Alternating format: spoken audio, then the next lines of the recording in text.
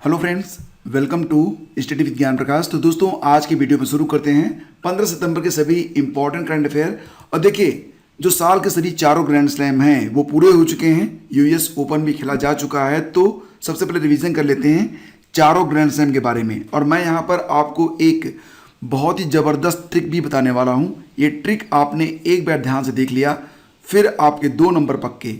तो यानी कि ये सभी जो Australian open, French open, Wimbledon और यूएस ओपन है, इसके परिणाम आपको चुटकियों में याद हो जाएंगे, कभी भूलेंगे नहीं। बस ध्यान से एक बार देखो और कंसंट्रेट करके पूरी बात को ध्यान से सुन लो। देखो, पूरे वर्ष 2021 में 4 ग्रैंड स्लैम हुए, सभी के परिणाम जारी कर दिए गए। सबसे पहले बात करते हैं यूएस ओपन के बारे में।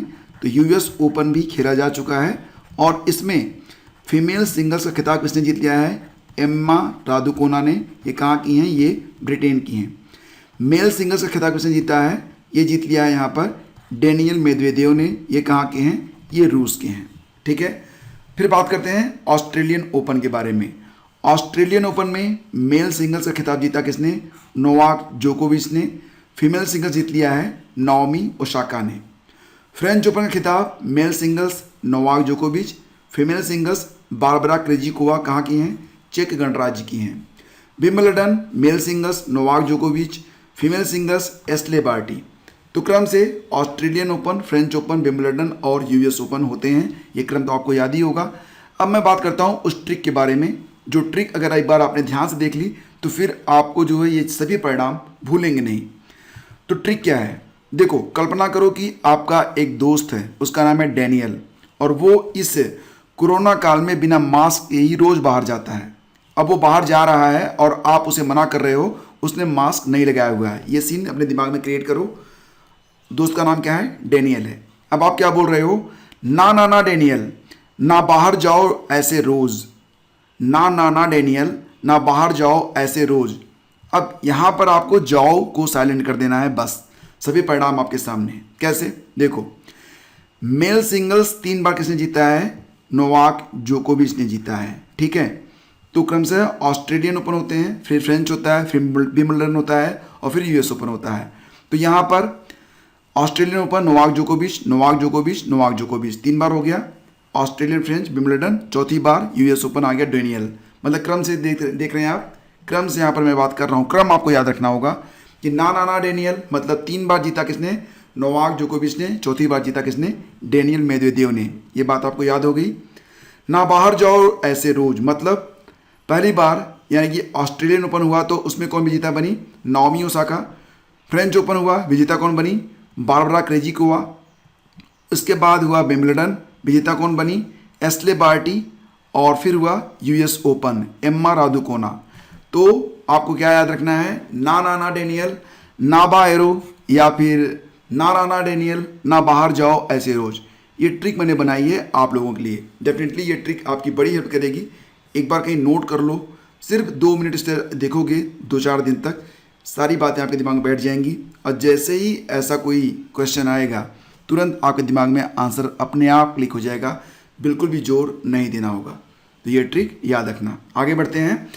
और पहला क्वेश्चन बड़ा इंपॉर्टेंट है, ध्यान से देखो। हाल ही में राष्ट्रीय हिंदी दिवस कब मनाया गया? तो इसका उत्तर हो जाएगा 14 सितंबर को। एक इंटरनेशनल डे ऑफ हिंदी भी होता है। वो होता है कब? वो होता है 10 जनवरी को।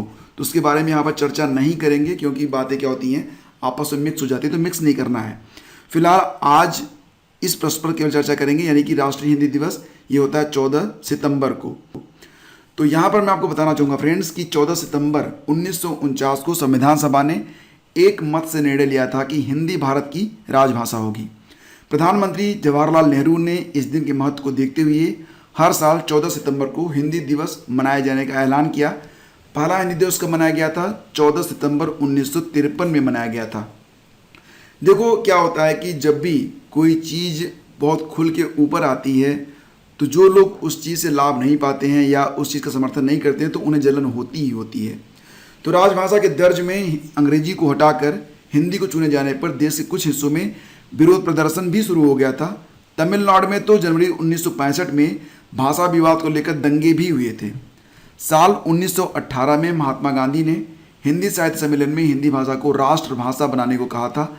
गांधी जी ने ही हिंदी को जनमानस की भाषा भी कहा था। तो एग्ज़ाम में ये भी आता है कि किसने हिंदी को जनमानस की भाषा कहा था, तो ये गांधी जी ही थे, ये आपको याद रखना होगा। और मैंने आपको बताया कि अंतर्राष्ट्रीय हिंदी दिवस होती है कब, 10 जनवरी को। यूपी में देखा जाए तो 94.07% हिंदी भाषी हैं। सबसे अधिक हिंदी कहाँ पर बोली जाती है, किन प्रदेश में बोली जाती है, तो ये बोली जाती है उत्तर प्रदेश में। और दुनिया में सबसे अधिक जो बोली जाती है मतलब भाषा, वो है मंदारिन। मंदारिन चाइना की भाषा है, फिर आती है अंग्रेजी, फिर आती है हिंदी। यानी कि पूरी दुनिया में हिंदी तीसरे स्थान पर है, जो कि सबसे अधिक बोली जाने वाली भाषा है। चौथे स्थान पर स्पेनिश आती है, पाँचवें स्थान पर अरबी है, फिर मलय है, सातवें स्थान पर रूसी बोली जाती है, आठवें स्थान पर बंगाली है, नौवें स्थान पर पुर्तगाली है, 10वें स्थान पर यहाँ पर फ्रेंच है। तो फ्रेंच 10वें स्थान पर है। फिलहाल आपको ध्यान यह देना है कि दुनिया में सबसे अधिक मंदारिन बोली जाती है। कभी कभी लोग कंफ्यूज होते हैं, अंग्रेजी को मानते हैं, लेकिन अंग्रेजी नहीं, मंदारिन को माना जाता है कि दुनिया में सबसे अधिक बोली जाने वाली भाषा है। हिंदी का स्थान तीसरा है। भारत में सबसे अधिक जो हिंदी बोली जाती है वो यूपी में बोली जाती है। तो सारे पॉइंट्स इंपॉर्टेंट आपको याद हुए। मुझे लगता है कि आप काफ़ी एंजॉय कर रहे होंगे, क्योंकि फैक्ट जो होते हैं अगर उसमें थोड़ा सा इंटरेस्ट बन जाए तो चीज़ें याद भी रहती हैं और हमारा मनोरंजन भी करती हैं। इटालियन ग्रैंड प्रिक्स का खिताब किसने जीता? अभी हाल ही में आपको याद होगा यूएस ओपन का खिताब किसने जीता था? डेनियल मेदवेदेव ने। तो याद रखना कि देखो, इसको ऐसे याद रखो। मैं एक छोटी सी कहानी आपको फिर सुनाता हूँ, ठीक है। देखो, ऑस्ट्रेलियन ओपन हुआ था, ऑस्ट्रेलियन ओपन, उसमें नोवाक जोकोविच फाइनल जीते थे, रनर अप रहे थे डेनियल मेदवेदेव। फिर होता है लास्ट में यूएस ओपन। यूएस ओपन में क्या हुआ कि डेनियल मेदवेदेव ये फाइनल विजेता रहे और रनर अप रहे नोवाक जोकोविच, नोवाक डी जोकोविच कहा जाता है उनको, ठीक है। अब इस बात पे लेकर इटली में खूब ईंट पत्थर चले। इसको जस्ट इमेजिन, क्यों? क्योंकि यहाँ पर मैक्स वर्स्टेपन और लुइस हैमिल्टन की गाड़ियाँ आपस में क्या हुई, लड़ गई, उनका एक्सीडेंट हो गया। अब क्यों हुआ ये तो आप जानो, ठीक है, लेकिन ईंट पत्थर का मतलब आपस में इनका एक्सीडेंट हो गया और इसका फायदा उठा लेंगे कौन? डेनियल रिचार्डो, ठीक है। तो इस प्रकार से इसको आप याद रखोगे तो कभी भूलेगा नहीं। तो यहाँ पर आप देखो कि लुइस हैमिल्टन और मैक्स वर्स्टेपन के बीच वरीयता को लेकर चल रहा युद्ध एक बार फिर प्रचंड रूप में सामने आया है। इटालियन ग्रैंड प्रिक्स के दौरान दोनों दिग्गजों की कारें फिर से दुर्घटनाग्रस्त हो गई। हादसा इतना भयानक था कि वर्स्टेपन की गाड़ी का पिछला पहिया हैमिल्टन के सिर के ठीक ऊपर से गुजर गया। यहाँ पर जो बातें मैं कह रहा हूँ ईंट पत्थर वाली, वो इसलिए कह रहा हूँ क्योंकि यहाँ पर कोई अपनी गलती नहीं मान रहा था। सभी लोगों ने, मतलब दोनों ड्राइवरों ने एक दूसरे के ऊपर जो है आरोप लगाए, ठीक है। तो दिग्गजों की टक्कर में मैक्लारेन के डेनियल रिकियार्डो फायदा उठा ले गए। रिचार्डो पढ़ो या रिकियार्डो पढ़ो, ये अंग्रेजी है, इसका उच्चारण कुछ भी करो। और हैमिल्टन और वर्स्टेपन के रेस से बाहर होने के बाद 2012 के बाद डेनियल रिचार्डो जो थे ये अपनी पहली रेस जीत गए। और ये ड्राइवर हैं किसके? मैक्लारेन के हैं। मैक्लारेन ने करीब 9 सालों के बाद एक जीत दर्ज करी है। 2012 में उनके लिए जैनसन बटन ने ब्राज़ील में जीत हासिल की थी। तो यहाँ पर आप देख रहे हैं ये जो गाड़ी है क्या हालत हो गई है, ठीक है। तो मुझे लगता है कि ये चीज़ भी अब आपको याद हो गई होगी। इटालियन ग्रैंड प्रिक्स का खिताब किसने जीत लिया है? डेनियल रिचार्डो ने, ठीक है। आगे बढ़ते हैं। फ्लोरेंस नाइटिंगेल अवार्ड से किसे सम्मानित किया जाएगा? Florence Nightingale award. अब देखो फ्रेंड्स, आपको पता होगा फ्लोरेंस नाइटिंगेल एक बहुत ही दयालु प्रकृति की नर्स थी और आपको 2019 में गुजरात में जो बाढ़ आई थी वो बाढ़ भी आपको याद होगी। अस्पतालों में, सड़कों में, हर तरफ पानी ही पानी था। लेकिन ऐसी कंडीशन में भी जो प्रेगनेंसी होती है, डिलीवरी होती है, ये तो होती ही रहती है। तो ऐसी स्थिति में एक नर्स थी, उनका नाम है भानुमति घियोला, ये हैं वो नर्स। और इन्होंने ऐसी कंडीशन में भी अस्पताल आना और जो प्रसूता थी, यानी कि ऐसी महिलाएं जिनकी डिलीवरी होनी थी, तो उन्होंने बहुत मतलब कि संजीदगी से, पूरे दिल से उन्होंने उनकी हेल्प करी और इसी के लिए इनको ये पुरस्कार दिया जा रहा है। तो याद रखना, यहाँ पर बहुत ही इंपॉर्टेंट पॉइंट है, फ्लोरेंस नाइटिंगेल अवार्ड मिला है भानुमति घियोला को। और अगर अधिक जानना चाहते हो इनके बारे में तो मैं आपको बता दूं कि लाखों करोड़ों के लिए मिसाल पेश करने वाली गुजरात की जो नर्स हैं, फ्लोरेंस नाइटिंगेल अवार्ड से इन्हें सम्मानित किया जा रहा है। नाम इनका है भानुमति घियोला। ये गुजरात के बड़ोदरा के सर सयाजी राव जनरल अस्पताल की नर्स हैं और इन्होंने जो काम किया वो वाकई सराहनीय है। और ऐसा कार्य अगर कोई भी करे तो उसको प्रोत्साहित करना ही चाहिए। तो अगर आपको हमारा भी काम अच्छा लगता है तो वीडियो को लाइक भी कर देना आप लोग। आगे बढ़ते हैं।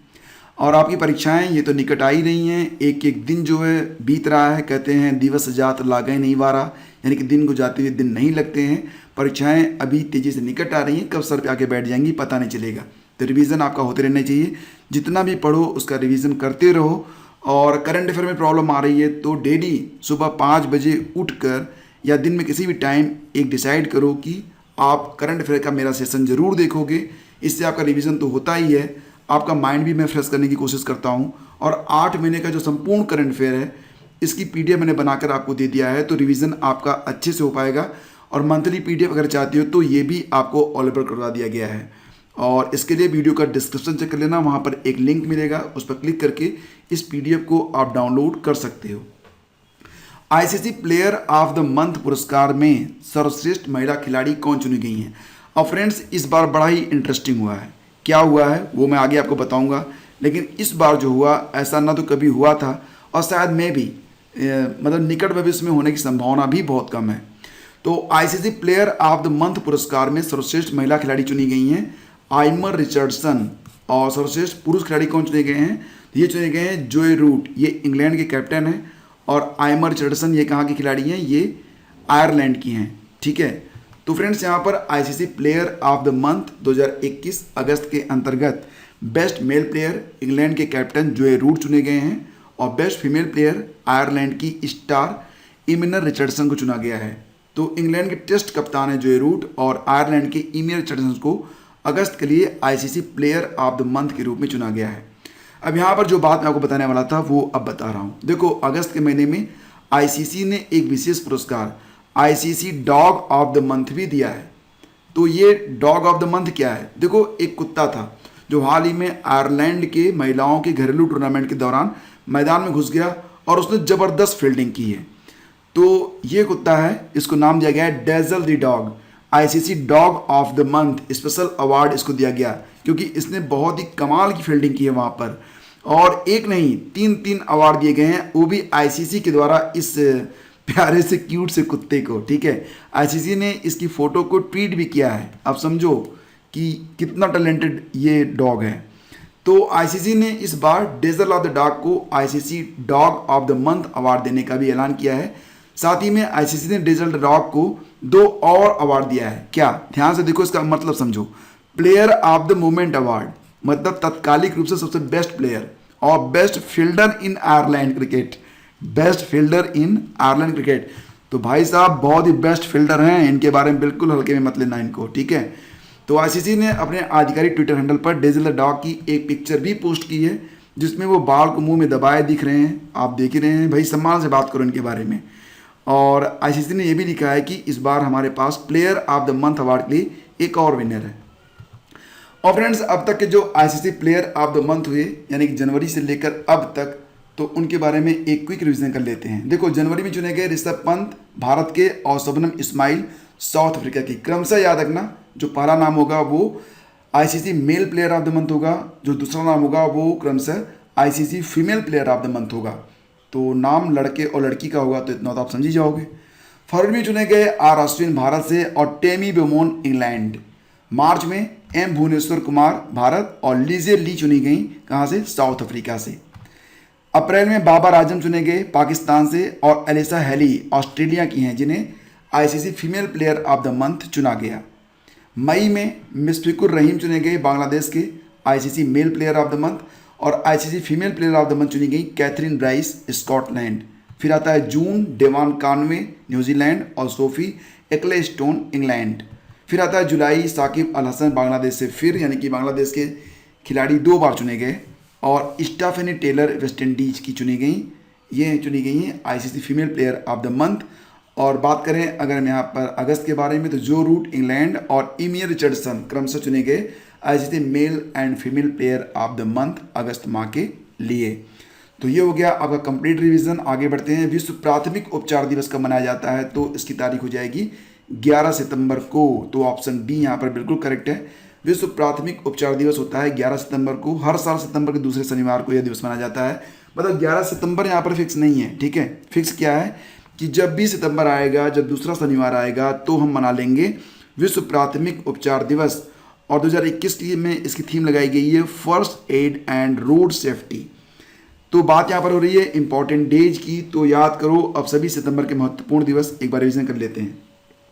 एनसीईआरटी का 61वां स्थापना दिवस मनाया गया कब? 1 सितंबर को मनाया गया।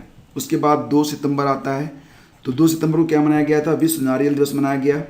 इसके बाद आता है 4 सितंबर। 4 सितंबर को क्या मनाया गया था? राष्ट्रीय वन्यजीव दिवस मनाया गया, ठीक है। और फिर आता है 5 सितंबर।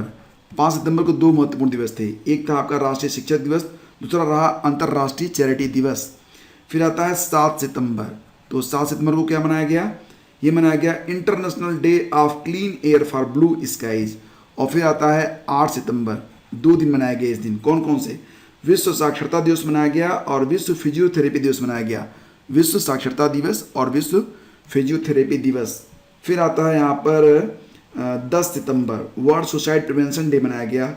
और फिर आता है यहाँ पर 11 सितंबर, तो मनाया गया क्या क्या? यहाँ पर विश्व प्राथमिक उपचार दिवस और राष्ट्रीय वन शहीद दिवस, दोनों मनाए गए 11 सितंबर को। बाकी के दिवस आगे हम रिवीजन करेंगे। आगे बढ़ते हैं। और फ्रेंड्स, अब यहाँ पर जो वन लाइनर क्वेश्चन मैं आपको देने वाला हूँ, एग्जाम में एज इट इज छोटे से प्रश्न के रूप में आएंगे, बहुत अधिक व्याख्या आपसे नहीं मांगेंगे, तो इनको ऐसे ही देख लेते हैं। कैसे? एशियाई ओलंपिक परिषद का कार्यकारी अध्यक्ष किसे बनाया गया है?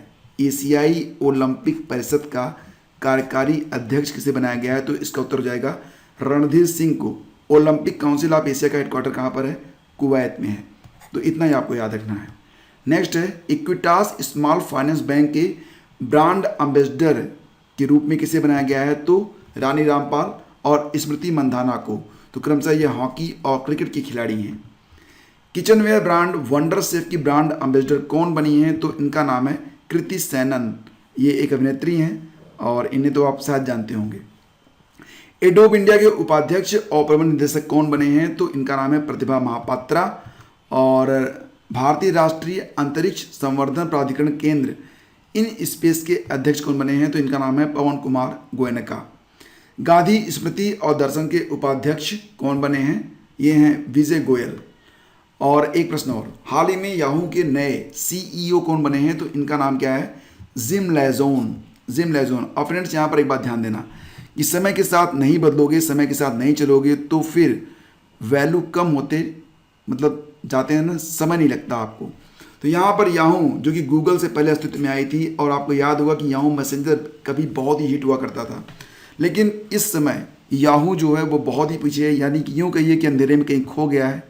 फिलहाल याहू की स्थापना कब हुई थी? 1994 में हुई थी। यहाँ पर अब आप मुझे ये बताओ कि गूगल की स्थापना कब हुई और गूगल की स्थापना किसने की थी? कमेंट करके बताओ, आगे बताता हूँ। फिलहाल जिम लेजोन ये गुरु गोवरप्पन की जगह लेंगे, तो जिम लेजोन बनाए गए हैं याहू के नए सीईओ। और याहू का हेडक्वार्टर कहाँ पर होगा? तो कैलिफोर्निया में है। फाउंडर रहे जेरी लॉन्ग और David Filo, Jerry Yang and David Filo. और ये वेरिजोन मीडिया का मतलब इसका जो पेरेंट ऑर्गेनाइजेशन वो है वेरिजोन इंडिया। तो बात करते हैं गूगल के बारे में। तो गूगल की स्थापना कब हुई? 4 सितंबर 1998। और वर्तमान में इसके सीईओ कौन है? सुंदर पिचई हैं। 2 अक्टूबर 2015 से अभी तक। हेडक्वार्टर मिलेगा आपको कैलिफोर्निया यूएसए में। और स्थापना किसने की थी? लैरी पेज और सर्गेई बिन ने। कब की थी? 1998 में। और ये भी मान लो कि दुनिया में आज गूगल का जो महत्व है वो बिल्कुल समझ लो कि दुनिया की सांस जैसा बन गया है गूगल। आगे बढ़ते हैं और बात करते हैं क्विज नंबर 241 के बारे में। प्रश्न आपसे ये पूछा गया था कि अवध में स्वतंत्रता सेनानियों का नेतृत्व किसने किया? तो आपके उत्तर बिल्कुल सही था, बेगम हजरत महल। और ये प्रश्न आज का 47वें G7 शिखर सम्मेलन की अध्यक्षता किस देश ने की है? तो इसका उत्तर आपको बताना है और इसका आंसर करूंगा मैं कल के वीडियो में। लेक्चर की PDF आपको मिल जाएगी हमारे टेलीग्राम चैनल पर। और दोस्तों, कितने प्रश्न आपको याद हुए? जितना मैंने पढ़ाया इसमें से कितने प्रश्न आपको याद हुए? एक टेस्ट दे डालिए। इसी वीडियो के डिस्क्रिप्शन में एक लिंक मिलेगा, वहाँ पर क्लिक करेंगे तो आपको एक क्विज मिलेगी। तो क्विज को एक बार लगा लीजिए, आपको पता चल जाएगा कि आपके कितने प्रश्न सही हो रहे हैं, कितने प्रश्न आपको याद हो गए हैं। तो आज की वीडियो में बस इतना ही। वीडियो पसंद आया तब आप इसे लाइक और शेयर जरूर कर दीजिएगा। बहुत बहुत धन्यवाद।